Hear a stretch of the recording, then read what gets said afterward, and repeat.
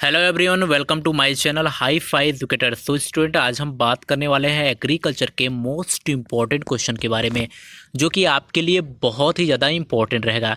जैसे कि अगर आप एग्रीकल्चर का पेपर देने वाले हैं, जैसे कि BHU, UP CATET, ICAR, jet agriculture, या तो कोई भी एग्रीकल्चर का एंट्रेंस देते हैं, तो उसमें सबसे ज़्यादा जो क्वेश्चन रिपीटेड होते हैं वो ये क्वेश्चन है। इसलिए मैं आपसे यही कहूँगा कि वीडियो को पूरा देखिएगा और स्किप मत करिएगा, और चैनल पे नए हैं तो सब्सक्राइब करिएगा। सो गाइस, पहला क्वेश्चन है कि भारत में टपकाव सिंचाई का आगमन किस देश से हुआ। तो भारत में टपकाव सिंचाई का आगमन जो हुआ था वो सबसे पहले इजराइल देश से इसका आगमन हुआ था, और इसके बाद सभी देशों में ये तरीका अपनाया गया। चलेगा, इस नेक्स्ट चलते हैं। नेक्स्ट में पूछा जाता है कि किस फल में सबसे अधिक मात्रा में लोहा पाया जाता है।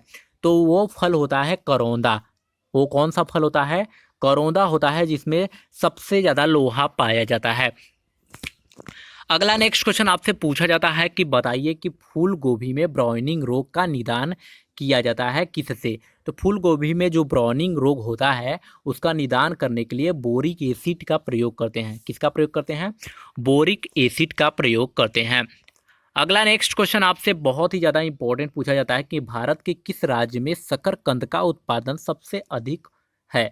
तो भारत में बता दूं कि शकरकंद का सबसे ज़्यादा उत्पादन है तो उड़ीसा में है। कहाँ पर? उड़ीसा में है, सबसे ज़्यादा इसका उत्पादन किया जाता है। नेक्स्ट क्वेश्चन में आपसे पूछा जाता है कि बताइए कि शकरकंद में किस खनिज पदार्थ की प्रधानता होती है। तो आपको बता दूं, शकरकंद में हमेशा जो सबसे ज़्यादा पाया जाता है, प्रधानता जिसकी सबसे अधिक होती है, वो होता है पोटेशियम का सबसे अधिक पाया जाता है। सो गाइज, नेक्स्ट चलते हैं। नेक्स्ट क्वेश्चन में आपसे पूछा जाता है कि बताइए कि खरबूजे में किसकी प्रतिशत मात्रा सबसे अधिक होती है। तो आपको बता दूं, खरबूजे में जो प्रतिशत मात्रा जो सबसे अधिक होती है जिस एलिमेंट्स की, वो होता है कार्बोहाइड्रेट की सबसे अधिक पाया जाता है, जो कि खरबूजे में। अगला नेक्स्ट क्वेश्चन आपसे बहुत ही ज़्यादा इंपॉर्टेंट पूछा जाता है, जिसमें आपसे पूछा जाता है कि बताइए कि केला उत्पादन में भारत के किस राज्य का प्रथम स्थान है। तो केला उत्पादन में भारत का जो राज्य है वो है तमिलनाडु, जो कि प्रथम स्थान पर है। नेक्स्ट क्वेश्चन पे चलते हैं। सो गाइस, नेक्स्ट क्वेश्चन जो है आपसे पूछा जाता है कि नींबू का सिट्रस कैंकर रोग जो होता है, नींबू में आप देखेंगे कि सिट्रस कैंकर रोग एक होता है, वो किसके वजह से होता है। तो आपको बता दूं, जीवाणु के वजह से होता है। वो रोग किसके वजह से होता है? जीवाणु की वजह से। नेक्स्ट क्वेश्चन पे चलते हैं। नेक्स्ट क्वेश्चन बहुत ही ज़्यादा इंपॉर्टेंट है। पूछा जाता है निर्धनों की कामधेनु किसे कहा जाता है। तो निर्धनों की कामधेनु किसे कहा जाता है? बकरी को कहा जाता है। और निर्धनों का फल बात कर लें तो किसे कहा जाता है? बैर को कहा जाता है। अगला नेक्स्ट क्वेश्चन आपसे पूछा जाता है कि बताइए कि दूध का पीला रंग होता है किसके कारण। तो दूध का जो पीला रंग होता है वो कैरोटीन के कारण होता है। किसके कारण होता है? कैरोटीन के कारण होता है। सो गाइस, नेक्स्ट चलते हैं। नेक्स्ट में आपसे पूछा जाता है कि बताइए कि मुर्गियों से कितने समय बाद अंडा मिलना प्रारंभ हो जाता है। तो आपको बता दूं, मुर्गियों से जो अंडा मिलना प्रारंभ होता है वो 5 से 6 महीने बाद प्रारंभ हो जाता है।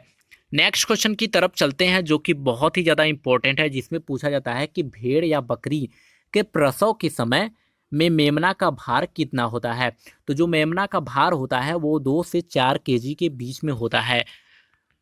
सो गाइस, नेक्स्ट पे चलते हैं। नेक्स्ट बहुत ज़्यादा इंपॉर्टेंट है, जिसमें आपसे पूछा जाता है कि भारतीय कृषि अनुसंधान परिषद के अनुसार भारत में कितने प्रकार की मिट्टियाँ पाई जाती हैं। तो भारत में जो मिट्टियाँ पाई जाती हैं वो 8 प्रकार की पाई जाती हैं।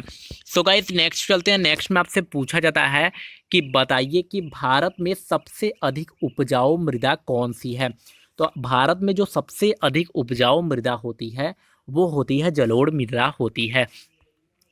सो गाइस, नेक्स्ट चलते हैं। नेक्स्ट में आपसे पूछा जाता है कि बताइए कि भारत के सर्वाधिक क्षेत्र पर किस प्रकार की मिट्टी का विस्तार पाया जाता है।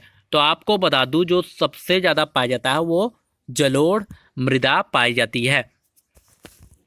सो गाइस, नेक्स्ट चलते हैं। नेक्स्ट में आपसे पूछा जाता है कि बताइए कि पुरानी जलोढ़ मृदा को अन्य किस नाम से जाना जाता है। तो पुरानी जलोढ़ मृदा को अन्य नाम से कहा जाता है बांगर। क्या कहा जाता है? बांगर कहा जाता है।